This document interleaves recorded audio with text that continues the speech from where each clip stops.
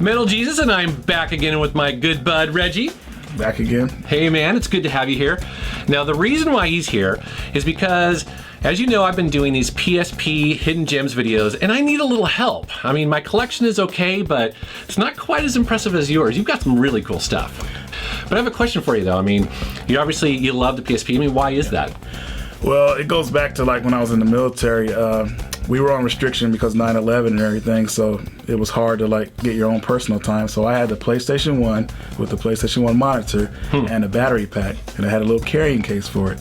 So I kind of took it with me wherever I went, and I kind of got the nickname PlayStation Williams because I had that because, you know, when we got free time, I would sit down and open that sucker up and start playing. This is the white one, right? The little white one, yeah. I started playing Mortal Kombat, Resident Evil, and they're like so amazed. I was like, man, why don't I have that? And everybody tried to get one, and everything. It was really cool. So we had a lot of fun. And so when the PSP came out, you were like, whoa, here's an actual portable PlayStation. That's what I dreamed of from that time. Like I wanted a system that was portable, and it came out finally like they announced, I think it was 2004, 2005. They finally showed it, and I was all on it. I got it the first day it came out. I got the warranty on it. I got all the games that came out with it. It was pretty insane. Well, awesome. So Reggie is going to share with us some of his hidden gems. This is going to be really cool. A lot of titles I hadn't heard of before, but if you like role-playing games, this is going to be your episode. That's right. Let's take a look.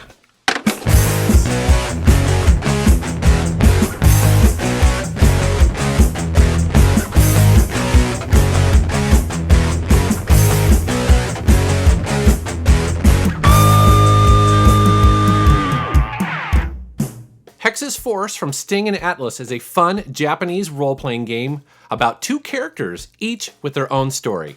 One story follows Cecilia, who is a cleric that is fairly light in tone. The other story is of a knight named Levant that is decidedly more serious. However, each story has its own twists and turns as you recruit different party members that march towards the ultimate ending if you eventually play both stories. Now, each story takes about 20 to 25 hours to complete, but there is excellent replay value, supporting multiple endings, including a New Game Plus mode that will ultimately give you well over 200 hours of gameplay if you want to see everything. This game has a great soundtrack, it has a really cool item creation system, there are some beautiful environments, and a turn-based combat system for pretty much any difficulty level. Hammerin Hero is a retro-styled, side-scrolling platformer slash beat-em-up like they used to make back in the day. In the game, you play as a carpenter that needs to stop a rival that is causing all sorts of problems in your Japanese town. Designed for short plays on a handheld with levels taking only several minutes to beat, yet they often require several playthroughs to learn, say, a boss's attack pattern to give him the ultimate beatdown. There are 12 levels in Hammerin Hero, from a haunted hospital to an amusement park to a baseball stadium and a lot more. Now, if you're good, the game can be completed in just about a couple hours, but there's still plenty of reason to go back and get collectibles called thank you letters, souvenirs, and even ingredients for bento. I just love the wacky art style, and the gameplay is challenging, yet fair, and always fun to bust out for quick gaming sessions. Ys, the Oath in Felghana is a remake of Ys 3 from the Super Nintendo TurboGrafx days, which is considered one of the best in the series. This is an update from the PC version from 2005, with fully updated 3D backgrounds and beautiful 2D sprites.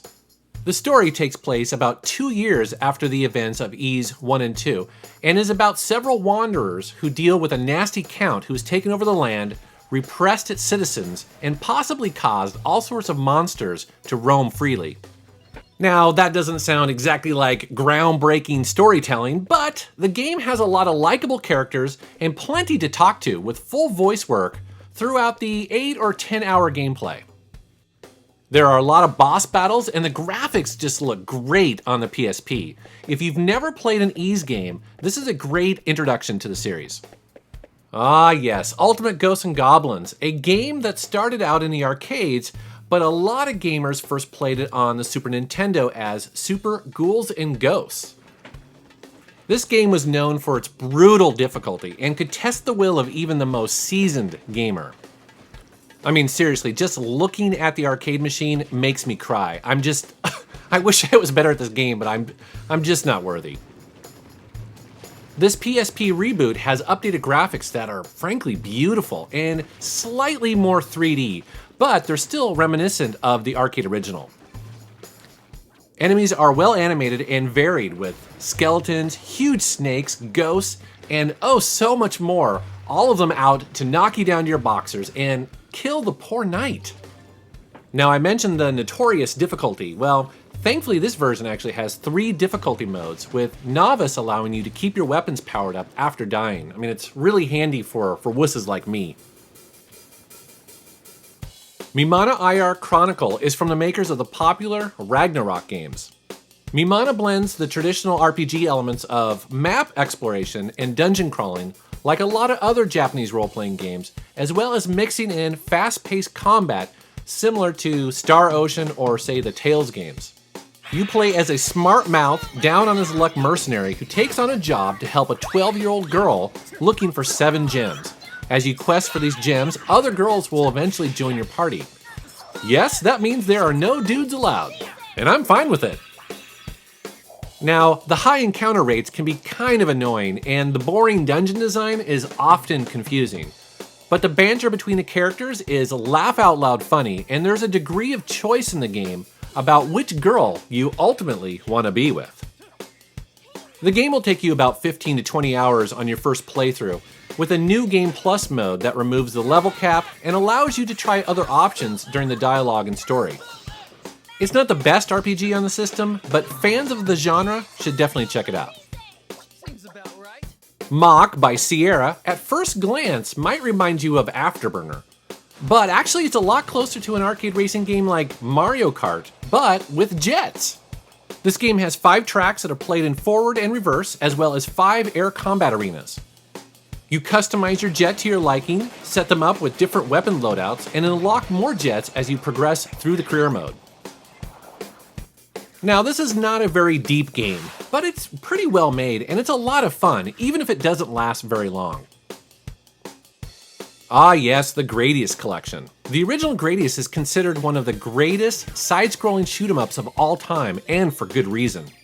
Its mix of tight control, challenge, weapon upgrades, and fun is the reason why people still play it even today. The Gradius Collection packs on 5 Gradius games onto the UMD. This includes Gradius 1, 2, and 3. By the way, 3 is the original arcade version, not the easier Super Nintendo version, as well as Gradius 4, and the Japanese released only Gradius Gaiden. Also included is a gallery option that allows you to listen to background music, watch videos, and more. This is a well-designed collection of classic shoot-'em-ups and should not be missed. Steambot Chronicles Battle Tournament is a steampunk, Victorian-themed mech action RPG. In this game, you explore the city of Orion, talk to NPCs, collecting quests and information, as well as upgrading and repairing your Steambot.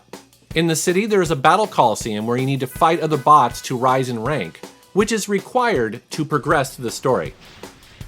However, quests typically have you leaving the city to explore the countryside, where you run into even more enemy Steambots and fight the occasional boss battle. These areas include a forest, a snowy mountain, a mining valley, and even a volcano.